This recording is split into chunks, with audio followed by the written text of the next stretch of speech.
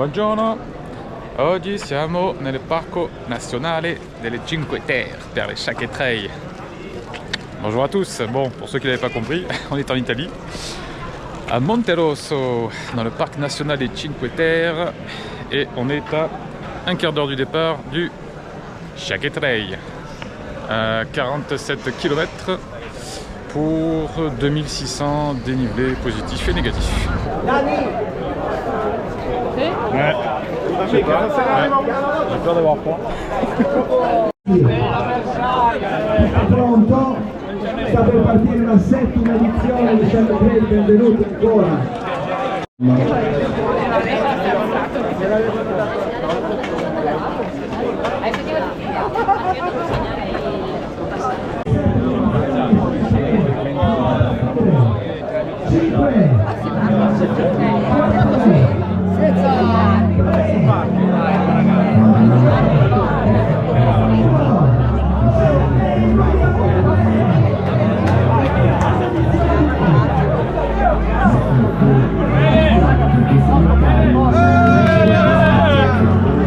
Dovresti sapere. Emozionante, affascinante, Monterosso accoglie 330 da tutto il mondo.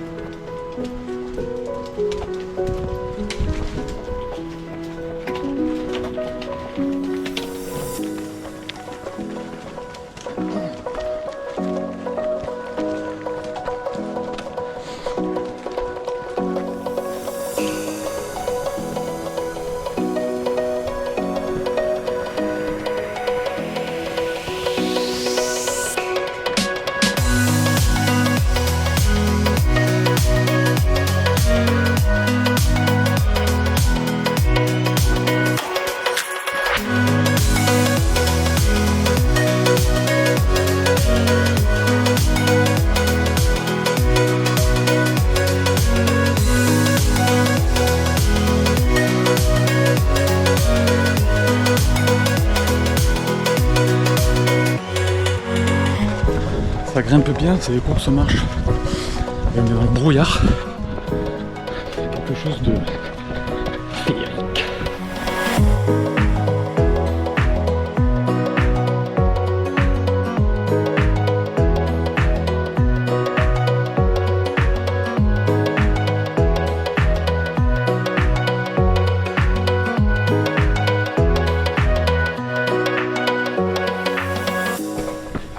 Bon, petite demi-heure de course là. Forcément de la montée dans le brouillard. C'est vraiment beau.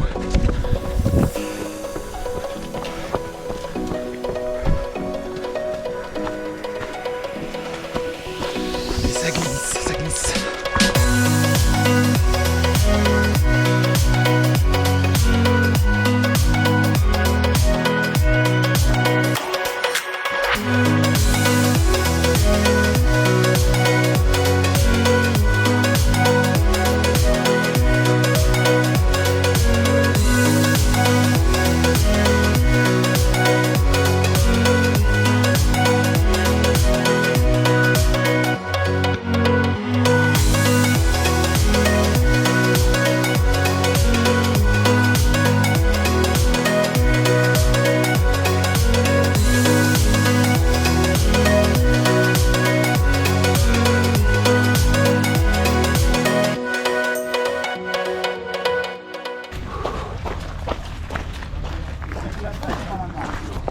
Buongiorno, tocca. E grazie.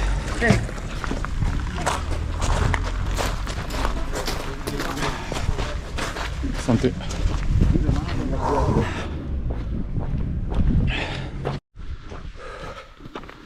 Premier ravito, 1 heure de course, un peu plus de 6 km. Beaucoup de montées, chemin très sympa en crête. Et là, on en a pour une belle montée. Là. Oui. 300 mètres de montée à faire en 1,8 km. Allez, let's go!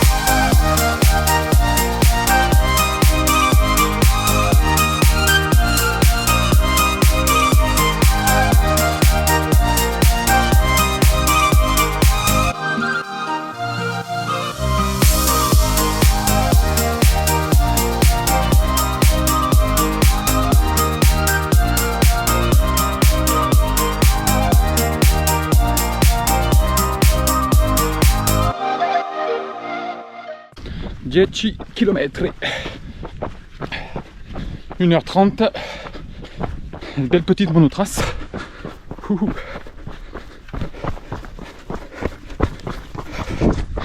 Par contre, comme il a plu la nuit, c'est bien gras, bien glissant. Hop.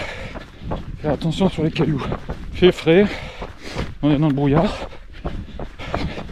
Faut apprécier parce que tout à l'heure il va faire beau et a priori assez chaud, donc profitons-en. On va parler un petit peu du Parco Nazionale del Cinque Terre. C'est 18 km de côte sur la mer Ligure. Mer Ligure, c'est une partie de la Méditerranée qui se trouve entre le Cap Corse et le golfe de Gênes. Et donc sur ces 18 km de côte, il y a 5 villages pittoresques. Alors du nord au sud, ou d'ouest en est, ça marche aussi. On a Monterosso al Mare, là où on a pris le départ et là où on arrivera. Ensuite Vernazza. Après Corniglia. Après Manarola. Et enfin Rio Maggiore.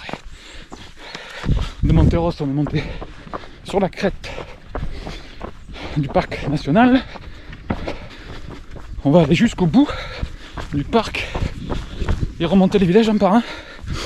Donc dans le sens sud-nord. Rio Maggiore, Manarola, Corniglia, Vernazza et Monterosso. 5 villages pittoresques. Et avant les villages, c'était plus des bourgs. On appelait ça una terra. Et en italien, le féminin, le pluriel féminin s'accorde e. Una pizza, due pizze, par exemple. Donc una terra, cinque terre. C'est ainsi que le territoire a pris la dénomination des Cinque Terre. En 1997, le territoire est inscrit comme site patrimoine mondial de l'UNESCO. Et 2 ans plus tard, en 1999, le parc national a été créé. Et le parc national des Cinque Terre, la particularité d'être le seul en Italie à protéger et entretenir un environnement anthropisé, c'est-à-dire modifié par la main de l'homme. En effet, un des objectifs du parc, c'est d'entretenir toutes les terrasses et les murs de pierres séchées qu'elles soutiennent.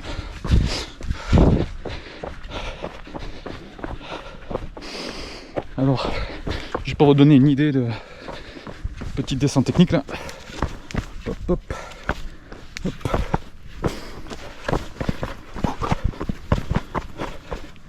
Oui, pour vous donner une idée du nombre de murs de pierres séchées, c'est assez impressionnant. On a dit 18 km de terre, mais on dénombre pas moins de 6721, oui, 6721 km de murs de pierres séchées, remontés génération après génération pour faire perdurer ce miracle. La partie finale entre les deux derniers villages, Vernazza, Monterosso, était fermée pour l'entretien, et le parc a effectué l'entretien, il a terminé il y a juste une semaine, et donc il a été ouvert il y a une semaine.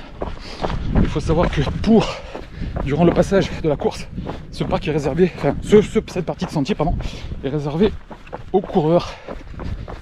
Regardez-moi ça. Si ça c'est pas beau. Non mais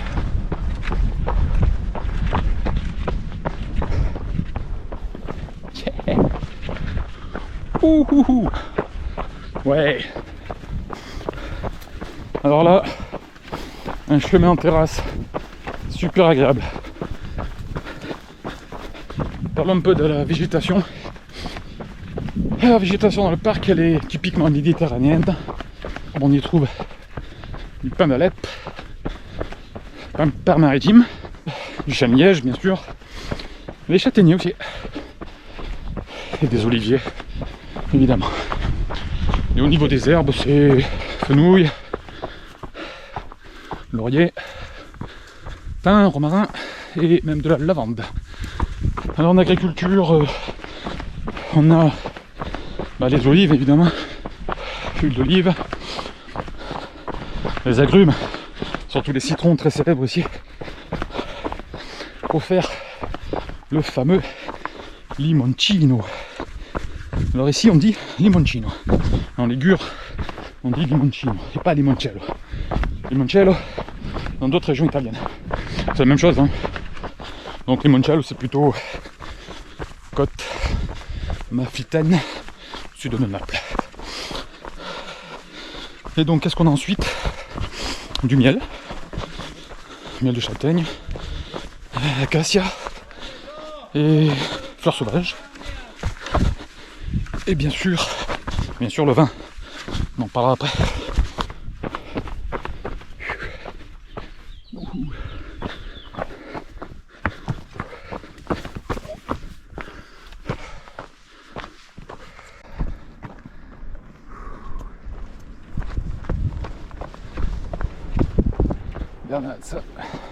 On va bientôt arriver au deuxième ravito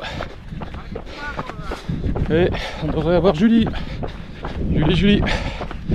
qui m'attend.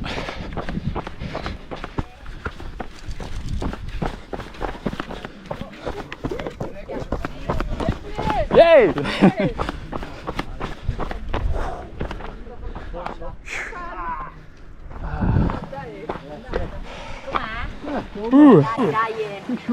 Ritailement? Hein? Tu veux faire un ritaiement? Ouais.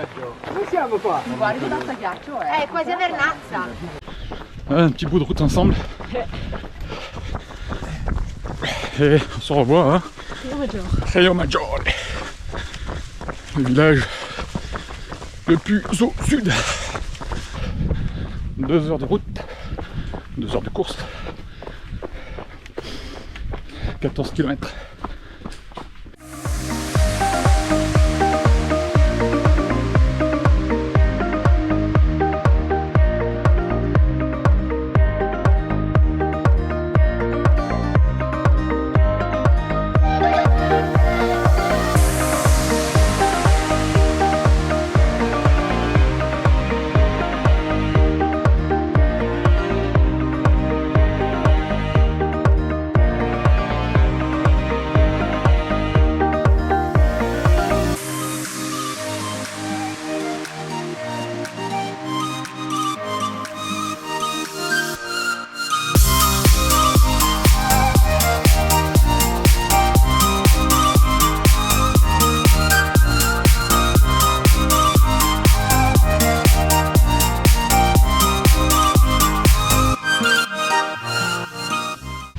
on a passé le point le plus haut, 763 mètres. Et la mer est juste à côté.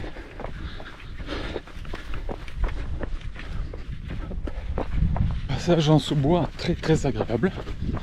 Il fait frais.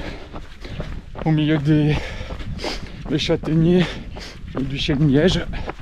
Bon, dans le Cinque Terre, quelles sont les spécialités culinaires? On peut citer le pesto génois. Beaucoup de plats de la mer, hein. Du poulpe, les célèbres anchois salés de Monterosso, prononcé acciugge, et un dessert tarte au citron, terrible. J'ai pu goûter tout ça hier avant-hier, ça fait 2 jours qu'on est là. Donc des pâtes au pesto, des anchois salés, anchois au citron, des tartes au citron, tous ces petits restaurants, on se régale. Bon, et avec tout ça, qu'est-ce qu'on boit? Du vin, bien sûr. Alors, outre le tourisme, les Cinque Terre sont connus pour leur vin. Essentiellement, cépage blanc. Du vin DOC, DOC, Denominazione di Origine Controlla, l'équivalent de notre AOC, du DOC Bianco Cinque Terre. Pareil, les vins blancs très bien, mais aussi le fameux Chaquetra. Chaquetra, c'est un vin passito, un vin tardif. La technique de vinification est la même, mais par contre, après la vendange, les grappes de raisin sont laissées sécher sur des treillis afin d'en réduire au maximum la présence d'eau dans la grappe, dans le but de faire ressortir le sucre, les acides organiques et toutes les saveurs. Donc généralement ça donne un vin plutôt chargé en sucre et en alcool. Et Chaquetra, c'est la spécialité de la région. On sont très fiers parce que c'est un vin qui est produit uniquement dans les Cinque Terre. Alors en termes de production, les bonnes années, 4000 hectolitres de vin blanc sec, et 750 hectolitres de Chaquetra. Ah oui, ce qui est pas mal, c'est que à la fin de la course, on a alors ce qu'on appelle une pasta partie. Mais attention, la pasta partie, c'est pas juste un plat de pâtes, hein. C'est un vrai menu traditionnel à l'italienne. Antipasti, primi piatti, secondi, dolci. Et c'est inclus dans les frais de participation chaque taille. Et ensuite, après le repas, à 5h30, il y aura une dégustation de Chaquetra.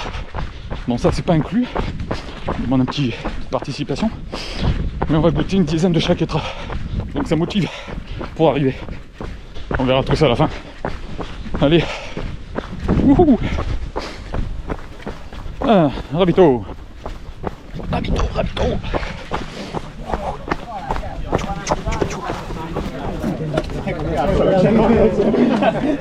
Et j'ai trempé la caméra. Heureusement que c'est étanche GoPro, putain. J'ai vidé ma flasque dessus. Stupido. Bon, il y avait un peu trop de monde sur Rabito. Il n'y avait pas beaucoup de place. Ouais, j'ai pris un peu d'eau et je suis parti. On verra au prochain.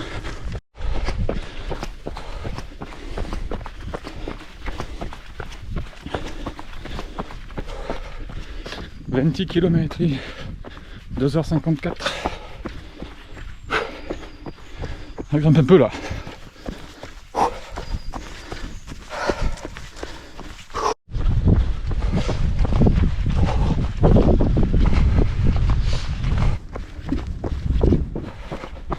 Ne vous inquiétez pas, on le verra beaucoup mieux tout à l'heure le village.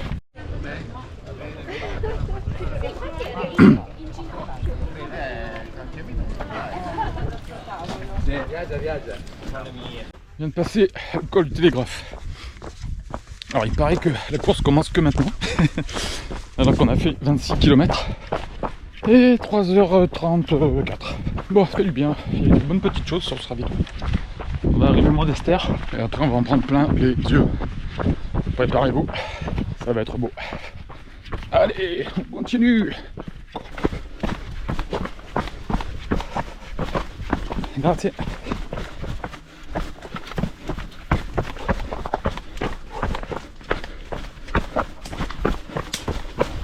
Grazie.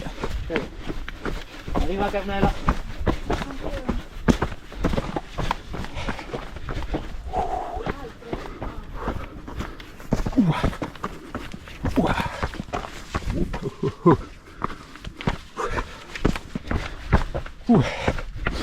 Descente technique. Des escaliers avec des marches pas du tout régulières. Glissant.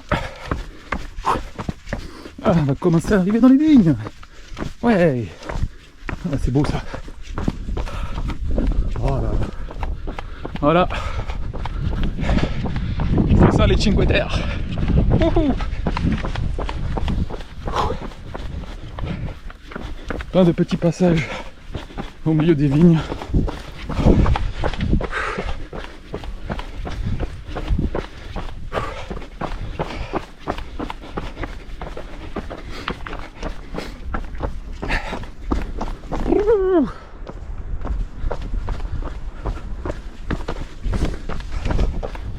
Magnifico. Il commence à faire chaud.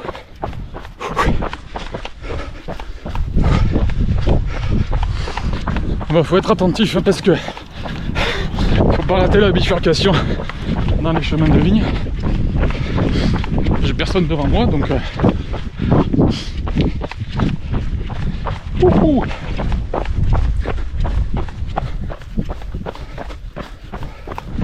regardez ces terrasses.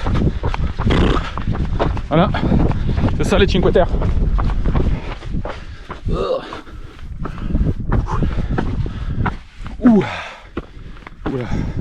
Ah, c'est ça aussi les Cinque Terre. Des escaliers.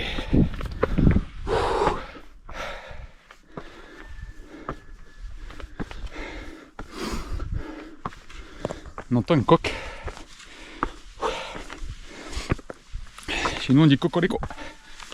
En Italie on dit kikeriki. Oh, c'est brutal. Ouais, il y a même des obstacles. Ça c'est la crémaillère pour ramasser le raisin. Tellement pentu qu'il y a des crémaillères avec des petits engins brochés dessus. C'est comme ça que je récupère le raisin et qu'ils redescendent un peu partout. Bon, je pense qu'on verra pas la caméra, mais tout en face on voit une pointe blanche. C'est la Corse. Et voilà, comme ça je dirais le Monte Cinto, mais que 2700 mètres. On voit bien le trait de côte.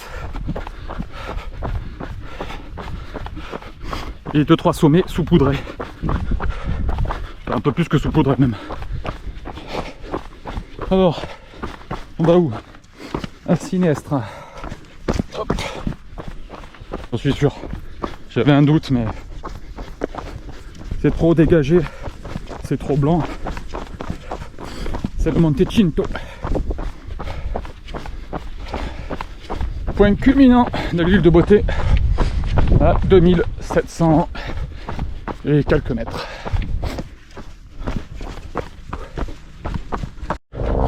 On va bientôt arriver au monastère. Là, on va avoir une vue incroyable sur les Cinque Terre, les 5 villages. Et normalement, il y a Julie. On va voir.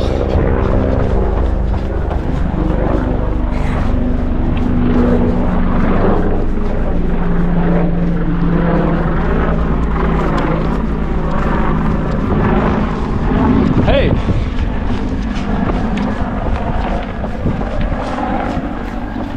Ouais! C'est magnifique. On se régale. Hein? Quelle stabilité. Ah non, mais t'embête pas. Bon, ça va? Et toi? Ouais, c'est top. C'est bon? C'est top, c'est top. Non. Je crois qu'on voit la... On va sembler voir la Corse et le Monte Cinto.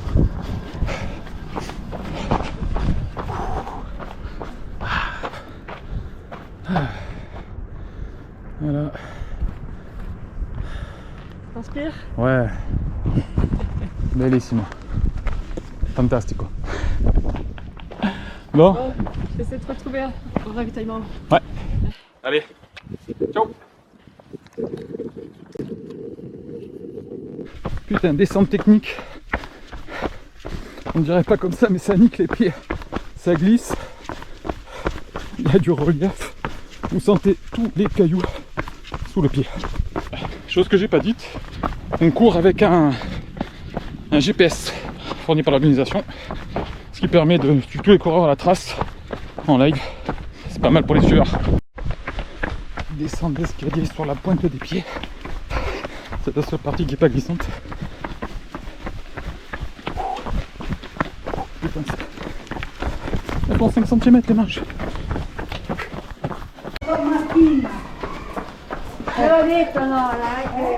On arrive à Rio Maggiore.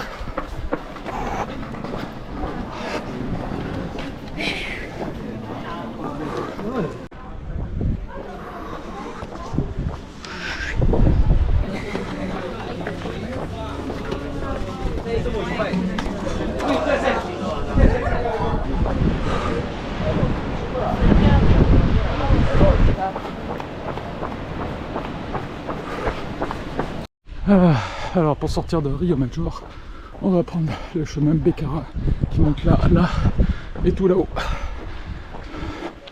Beau dénivelé.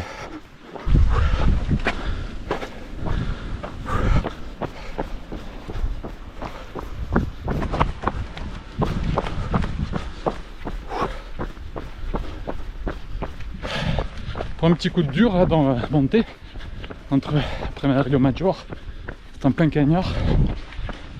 Mais bon, ça va, c'est passé. Bon, là où je suis un peu deg, c'est que j'ai oublié ma deuxième batterie. Et je sais pas pourquoi, la première elle descend plus vite que d'habitude. Là il me reste que 30%. Bon, je vais essayer de tenir jusqu'à l'arrivée. On est bientôt à 33 km. 4h30 de course. On devrait arriver à un ravito là. Là-haut je crois. Buongiorno. Ah, buongiorno, grazie. Prego. Ah, buongiorno. Tutto bene? Sì? Sì? Hai sete? Sì. Manarola.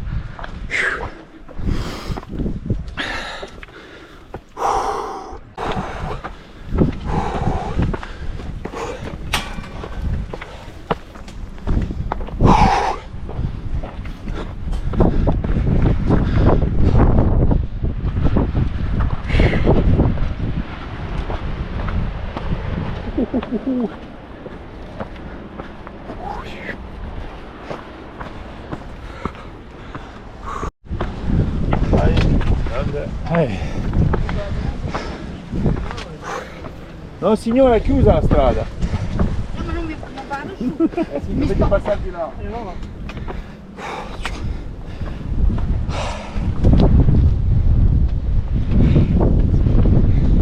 C'est dur. J'ai oublié ma deuxième batterie. Ça fait du bien de voir Julie un peu. Parce que l'enchaînement les deux montées là de Rio Maggiore et Manarol dure. Oula. Bon, par contre ça c'est magnifique. Tiens, si on me parlait un peu de l'origine des noms des villages. Alors, il y a 5 villages, mais il n'y a que 3 communes. Rio Maggiore, Vernazza et Monterosso. Manarol, qu'on vient de passer, dépend de la commune de Rio Maggiore. Rio Maggiore, ça vient du latin Rivus Major, qui veut dire rivière principale, rivière majeure, selon les traductions. Et aujourd'hui, la rivière, elle est enterrée sous Rio Maggiore. Et le village a été construit juste à l'embouchure du fleuve. Cours d'eau que j'ai dans la mer, c'est un fleuve. Donc, Rius Major, Rio Maggiore. Manarol. Manarol, c'est pareil, du latin.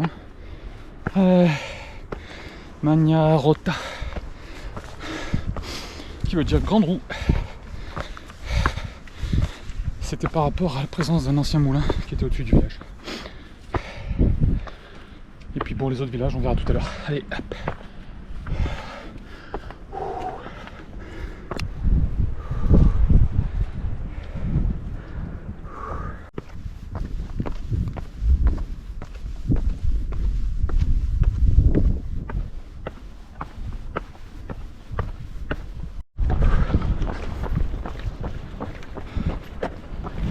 Dans les années 50, les coteaux étaient entièrement couverts de vignes, jusqu'à la mer.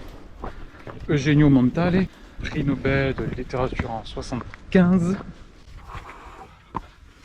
passait toutes ses vacances à Monterosso, a même écrit que dans les Cinque Terre, on récoltait le raisin en bateau. Il fait bien chaud là. C'est dur. C'est dur, c'est dur. Et comme je l'ai dit, c'est dur, mais c'est beau. On voit Monterosso tout debout, le village tout au fond. C'est l'arrivée. On y est bientôt là, non? Presque. Là on voit Corniglia. Corniglia dépend de la commune de Vernazza.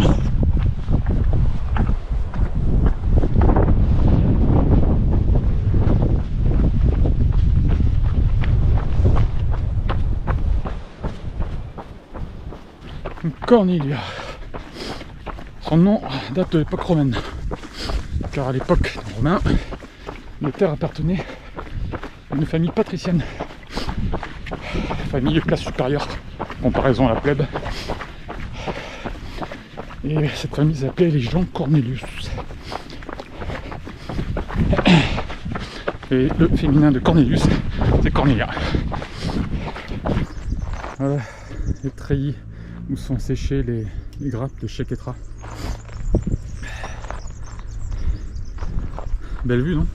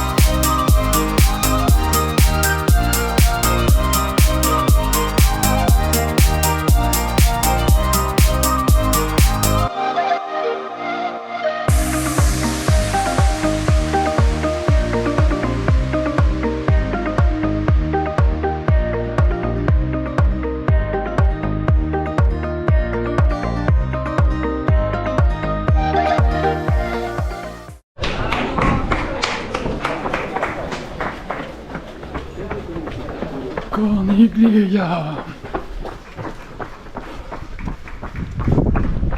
Regardez-moi ces citrons.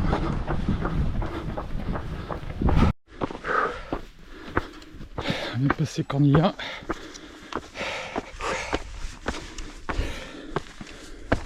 Quaranta.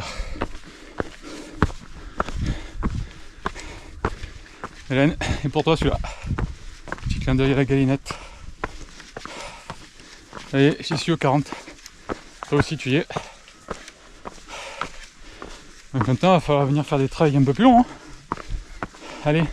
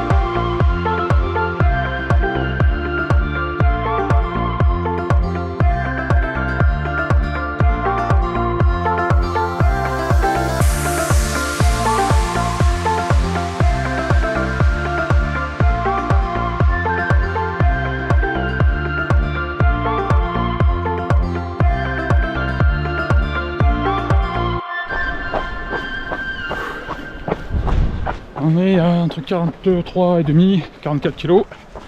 Donc 3 km de l'arrivée. Je suis au bout de ma vie, comme disent les jeunes. Il fait chaud. Et l'enchaînement, la démontée, descente est assez violent. Je sais pas si la batterie va tenir jusqu'à la fin, ça a l'air. Bon, on va voir si je suis encore assez lucide là. Vernazza. Alors, le village tient son nom d'un vin entre le 12e et 14e siècle. Le Vernazza. Vernaccia, pardon. Vernazza, c'est le village. Et en fait, le Vernaccia était même cité dans les poèmes de Dante au XIVe siècle. Dante Alighieri, de son nom complet. Donc Dante était un des premiers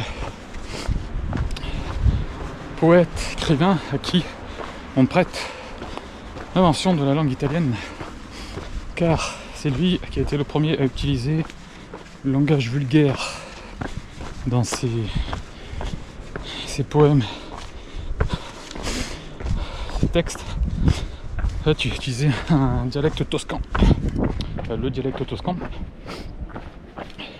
car il voulait s'adresser à un plus large public et notamment aux illiterati, les gens qui ne maîtrisent pas le latin. Et c'est ce qu'il a fait sur ce qu'allait devenir un des plus grands chefs-d'œuvre de la littérature mondiale, la Divina Commedia, Divine Comédie, qui au départ ne s'appelle que Comédie parce que le vivant de Dante. Hop, grazie. Et c'est bien plus tard, quelques décennies après sa mort, que le préfixe divine a été ajouté par Boccace, un autre poète toscan, qui, comme Dante et Pétrarque, Pétrarque et Boccace ont été les trois à vulgariser le dialecte toscan comme langue officielle pour la littérature et donc plus tard pour l'italien. Et très récemment, le gouvernement italien, avec le ministère de la Culture, c'était en 2020, c'est très récent, on crée un jour dédié à Dante, Dantedi. Il y a le Lunedì, martedi, alors maintenant il y a le Dantedi. Et pour le choix de la date, ils ont préféré s'inspirer de la Divine Comédie et retenir la date à laquelle il aurait commencé son voyage dans l'au-delà. Car, pour rappel, la Divine Comédie est divisée en 3 cantiques. Inferno, l'enfer, Purgatorio, purgatoire, et le Paradiso, paradis. Et donc, cette date n'est ni plus ni moins que le 25 mars. C'est aujourd'hui. Incroyable. Donc voilà, tous les 25 mars on fête le Dantedi en Italie. Hey, hey. On y est, on y est. Allez, 400 mètres.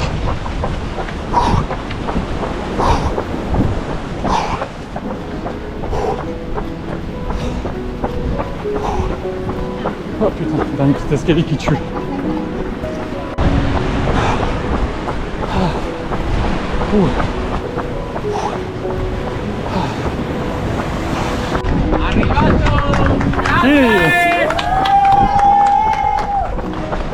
Hey. Allez.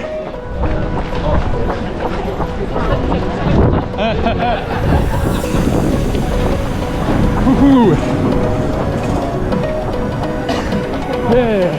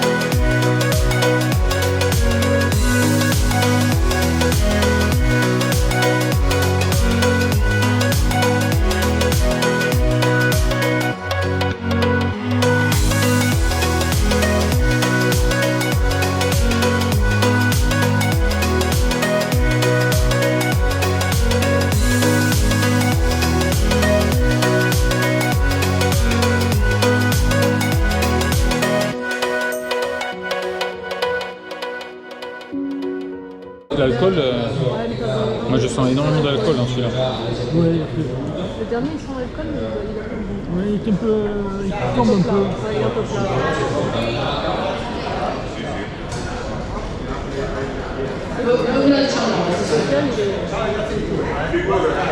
Secondo sentite anche in bocca vi arriva in fondo alla fine nel retronasale una sensazione dolce, una sensazione di speziatura dolce, scusate, proprio una vaniglia, sembra una caramella sana, caramella vaniglia. On vient de terminer la dégustation de chaque étras. On s'est envoyé 13 vins différents. En récup, c'est pas mal. Bon allez, on va aller manger des pizzas maintenant. Ciao ciao.